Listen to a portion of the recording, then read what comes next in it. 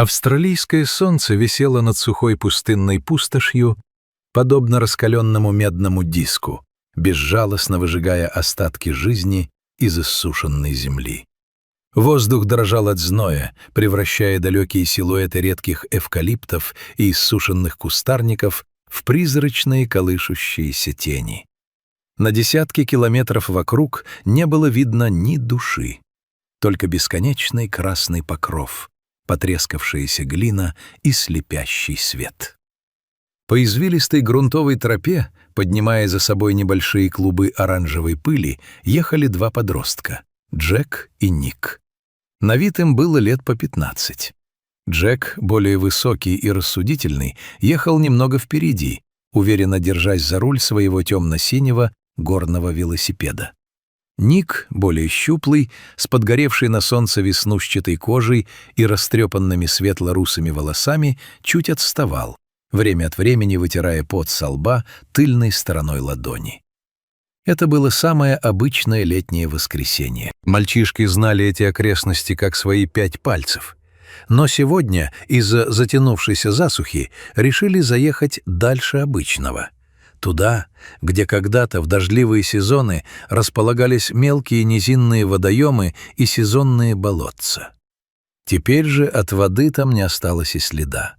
Только плотные грязевые чешуйки и высохшие русла каменистых ручьев.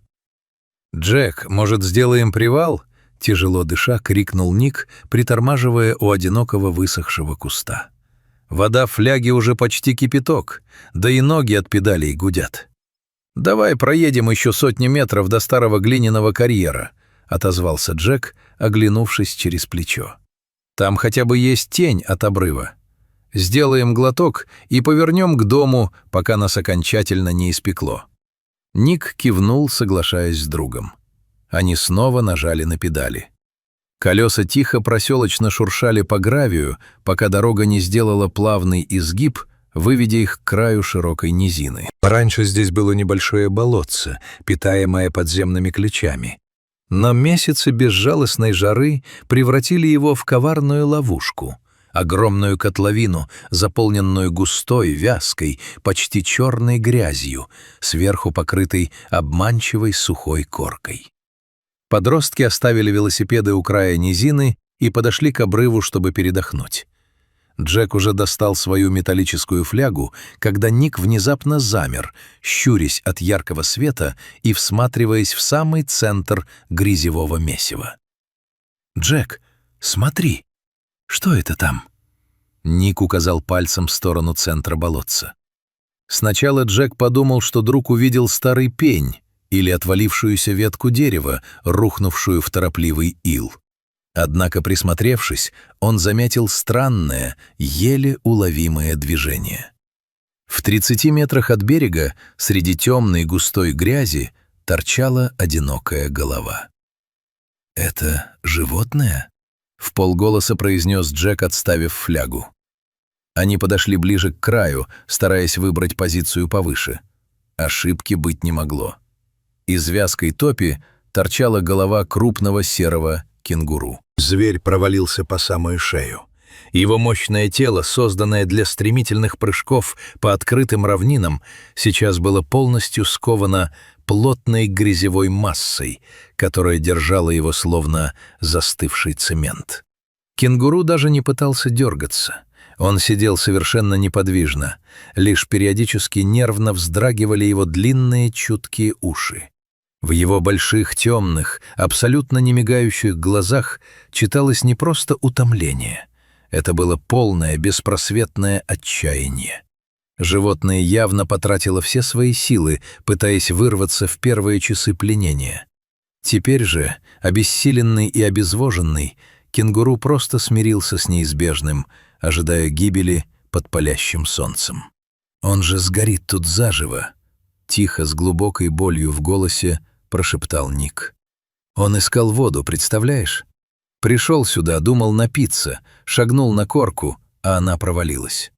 Если мы ничего не сделаем, он не проживет и пары часов», — твердо произнес Джек, быстро оценивая обстановку. «Посмотри на него. Он уже почти не дышит. Мы обязаны его вытащить». Спасать дикое животное — задача непростая и очень опасная. Взрослый кенгуру обладает невероятной силой. Его задние лапы с острыми когтями способны легко нанести смертельные раны даже опытному охотнику. Но оставлять беззащитного зверя угасать в грязи подростки не могли. «Нам нужен план», — сказал Джек, подбегая к велосипедам. «У меня в багажной сумке есть прочная нейлоновая веревка, которую отец дал для крепежа багажа. Метров 10-12». Он быстро извлек крепкий синий шнур. Друзья быстро обсудили, как действовать. Зайти в грязь вдвоем означало рисковать застрять обоим. Жижа была невероятно липкой и глубокой. «Я пойду», — решительно заявил Ник. «Я легче тебя, да и плаваю лучше, если вдруг провалюсь совсем. А ты останешься на твердом берегу. Обвяжи веревку вокруг меня, а второй конец зафиксируй или держи наготове. Когда я доберусь до него и подхвачу, ты начнешь тянуть». Джек помедлил секунду, беспокоясь за друга, но понял, что это единственный логичный вариант. Он надежно обвязал один конец веревки вокруг пояса Ника, проверив узел, а второй конец несколько раз обмотал вокруг своей руки и уперся ногами в плотный сухой грунт у края топи. «Будь осторожен, Ник», — строго сказал Джек. «Если почувствуешь, что засосало слишком сильно, сразу кричи, я вытащу тебя обратно. И помни, кенгуру может напугаться и легнуть». Ник скинул кроссовки, сделав глубокий вдох, и ступил на край грязевой топи. Первый же шаг отозвался зловещим чавканьем. Хранящийся под сухой коркой ил мгновенно поглотил ступню Ника по лодыжку. На втором шаге грязь поднялась до колен. Холодная, плотная и невероятно тяжелая, она облепила ноги подростка, словно свинцовые гири. Каждый шаг давался с невероятным трудом. Приходилось буквально с боем вырывать ноги из вакуумной ловушки. Ник продвигался вперед медленно, балансируя руками. Грязь поднималась все выше. Вот она уже дошла до бедер. Взрослый человек давно бы увяз по пояс, но Ник старался распределять вес, иногда практически ложась грудью на подсохшие островки растительности. Кенгуру заметил приближающегося человека. Его уши прижались к голове, а в глазах вспыхнула паника. Дикий зверь, увидев перед собой естественного врага, попытался совершить отчаянный рывок. Он задергался, засипел, пытаясь высвободить хотя бы передние лапы, но грязь держала его мертвой хваткой. От резких движений кенгуру лишь еще глубже ушел в жижу, снаружи осталась только морда и шея. «Тихо, тихо, малыш», — заговорил Ник мягким, успокаивающим голосом, останавливаясь в паре метров от зверя. «Я не причиню тебе вреда. Слышишь? Я здесь, чтобы помочь». Подросток медленно протянул испачканную в грязи руку. Кенгуру тяжело и часто дышал, из его ноздрей вырывался горячий воздух. Ник замер, давая животному привыкнуть к своему присутствию. Он продолжал говорить тихо, ритмично, без резких интонаций. И произошло нечто удивительное. Кенгуру вдруг перестал биться. Его дикий, полный ужаса взгляд постепенно сменился усталым пониманием. Зверь буквально обмяк в руках мальчика, опустив голову почти на самый уровень грязи. Каким-то невероятным чутьем дикое животное осознало: эти двуногие существа пришли не убивать, а спасать. Ник аккуратно подобрался вплотную, обнял кенгуру за туловище чуть ниже передних лап, зафиксировав его грудную клетку и постаравшись обезопасить себя от случайного удара. «Джек, я зафиксировал его!» — закричал Ник, оглядываясь через плечо. «Тяни, потихоньку!» Джек натянул веревку.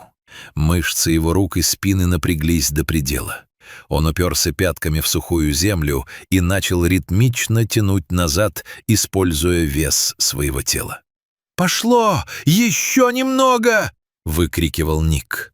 Созвучным, громким чавканьем грязь, наконец, разомкнула свои объятия.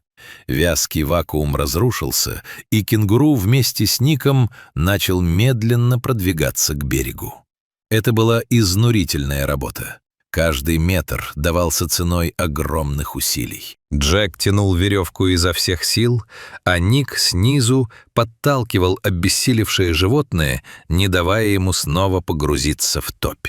Спустя 10 минут непрерывной, тяжелейшей борьбы оба спасателя и их пленник оказались на относительно твердом участке сухой травы. Ник упал на спину, тяжело дыша, полностью покрытый черной грязевой коркой с головы до ног. Рядом с ним лежал спасенный кенгуру. Зверь был полностью истощен. Он не мог даже поднять голову, его бока ходили ходуном, а язык вывалился на бок от тяжелейшего обезвоживания. Джек тут же подбежал к ним, распутал веревку и припал на колени возле кенгуру. «Он жив, Ник, он жив, но совсем плох», — сказал Джек, аккуратно смочив губы животного остатками воды из своей фляги. «Посмотри на него, он даже не реагирует. Нам нужно срочно доставить его к ветеринару. Оставить зверя здесь одного означало обречь его на гибель от жажды и теплового удара». Подростки поняли. Полдела сделано, но главная битва за жизнь кенгуру только начинается. Они осторожно завернули животное в плотную куртку Джека, создав своеобразные носилки, и с огромным трудом погрузили его на багажную раму одного из велосипедов, поддерживая с двух сторон. Пыхтя от тяжести и усталости, друзья потащили велосипеды в сторону шоссе к ближайшему центру спасения диких животных. Ближайшая станция помощи дикой природе находилась в 15 километрах от их городка.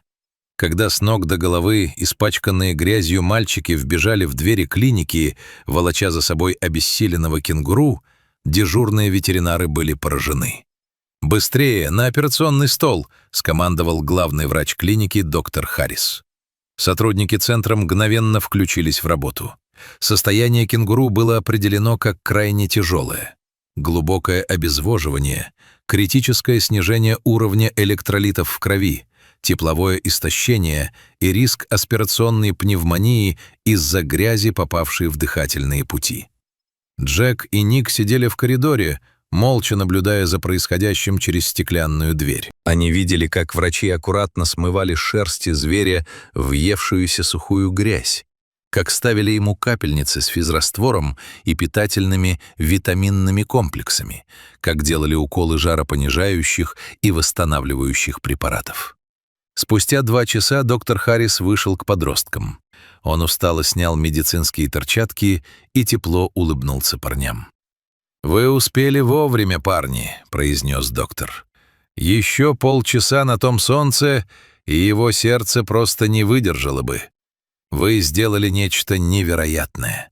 Состояние животного все еще тяжелое, но теперь критический пик позади. Он будет жить». Услышав эти слова, Ник и Джек облегченно вздохнули и крепко пожали друг другу руки. Все страхи, синяки и невероятная усталость в этот момент просто испарились. Прошло несколько дней. Спасенный кенгуру, которому сотрудники центра дали имя Лаки, счастливчик, медленно, но уверенно шел на поправку. Он уже начал самостоятельно пить воду, принимать из рук волонтеров свежие листья эвкалипта и предпринимать первые попытки вставать на задние лапы. Ветеринары установили за ним круглосуточное наблюдение, обеспечивая полный курс реабилитации перед возвращением в дикую природу. История о поступке 2 15-летних подростков быстро разлетелась по всему округу. В город приехали журналисты местной газеты и регионального телевидения. Ник и Джек давали многочисленные интервью, скромно улыбаясь в камеры. «Мы не считаем себя какими-то особенными героями», — говорил Джек в микрофон очередного телеканала. «На нашем месте так поступил бы каждый, у кого есть сердце. Видеть, как живое существо угасает и не может помочь себе само — это ужасно. Это самый верный и правильный поступок в нашей жизни», — добавлял Ник, с улыбкой вспоминая тот день. «Этот случай очень многое изменил внутри нас. Мы с Джеком решили, что после школы обязательно пойдем учиться на ветеринаров или волонтеров по защите дикой природы. Мы хотим и дальше помогать животным, попавшим в беду. История спасения кенгуру в Красной пустоши стала не просто эпизодом из детского лета, а началом большого и благородного пути двух настоящих друзей, чьи добрые сердца не позволили пройти мимо чужой беды.